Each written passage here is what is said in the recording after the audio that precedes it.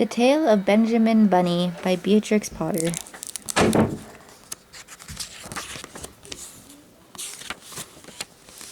One morning a little rabbit sat on a bank.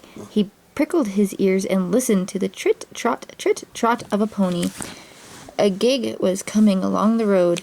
It was driven by Mr. McGregor, and beside him sat Mrs. McGregor in her best bonnet.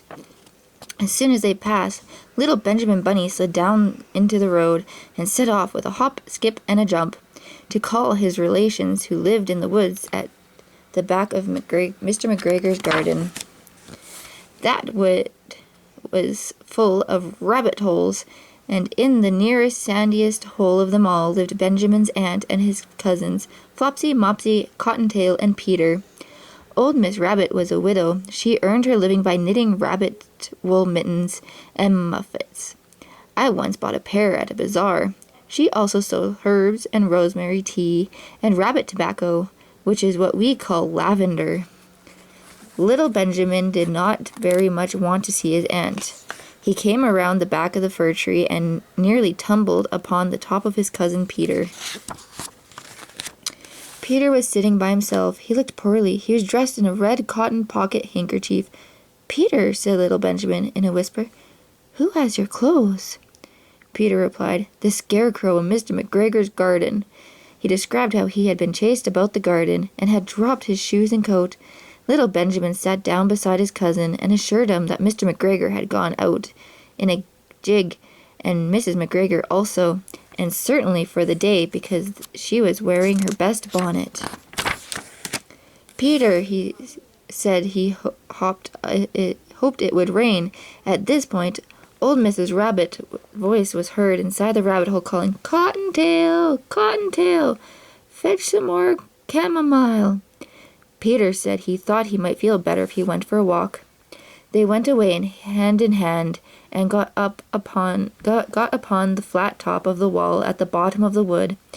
From here they looked down into Mr. McGregor's garden. Peter's coat and shoes were plainly to be seen upon the scarecrow, topped with an old tam-o'-shanter of Mr. McGregor's.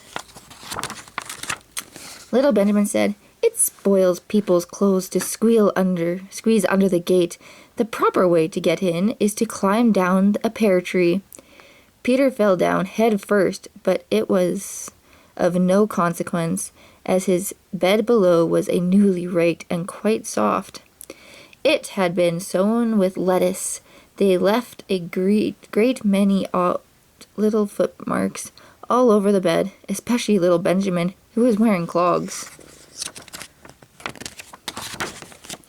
Little Benjamin said that the first thing to be done was to get back Peter's clothes, in order that they might be able to use the pocket handkerchief. They took them off the scarecrow. There had been rain during the night. There was water in the shoes, and the coat was somewhat shrunk.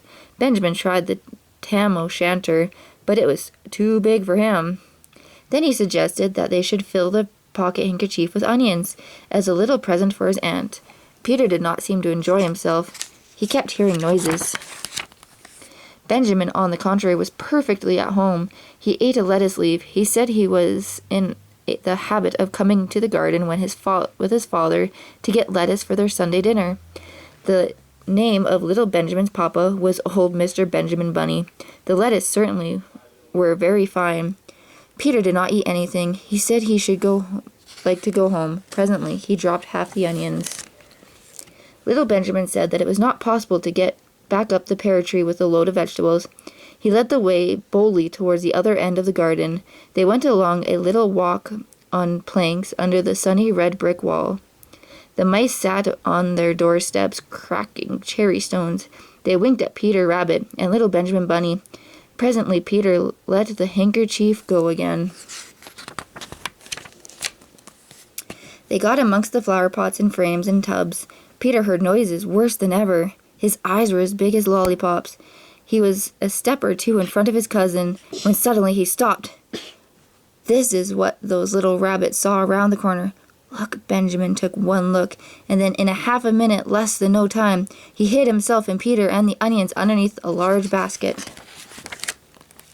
The cat got up and stretched herself and came and sniffed the basket. Perhaps she smelled she liked the smell of onions. Anyway, she sat down upon the top of the basket, and she sat there for 5 hours. I cannot draw you a picture of Peter and Benjamin underneath the basket, because it was quite dark, and because the smell of onions was fearful. It made Peter Rabbit and little Benjamin cry. The sun got around behind the wood, and it was quite late in the afternoon, but the cat still sat upon the basket. At length there was a pitter-patter, and some bits of mortar fell from the wall above. The cat looked up and saw old Mr. Benjamin Bunny prancing along the top of the wall of the upper terrace. He was smoking a pipe of rabbit tobacco, and he had a little switch in his hand. He was looking for his son. Old Mr. Bunny had no opinion whatever of cats. He looked tremendous, jumped off the top of the wall to the top of the cat, and cuffed it off the basket, and kicked it into the greenhouse, scratching off a handful of fur. The cat was too much surprised to scratch back. When old Mr. Bunny had driven the cat into the greenhouse, he locked the door. Then he came back to the basket and took out his son Benjamin by the ear and whipped him with the little switch. Then he took out his nephew Peter. Then he took out the handkerchief of onions and marched out of the garden. When Mr. McGregor returned about half an hour later, he observed several things which perplexed him. It looked as though some person had been walking all over his garden in a pair of clogs, only the footmarks were too ridiculously little. He could not understand how the cat could have managed to shut herself up inside the greenhouse, locking the door upon the outside. When Peter got home, his mother forgave him, because she was glad to see he had found his shoes and coat. Cottontail and Peter folded up the pocket handkerchief, and old Miss Rabbit strung up the onions and hung them in the kitchen ceiling with bunches of herbs and rabbit tobacco.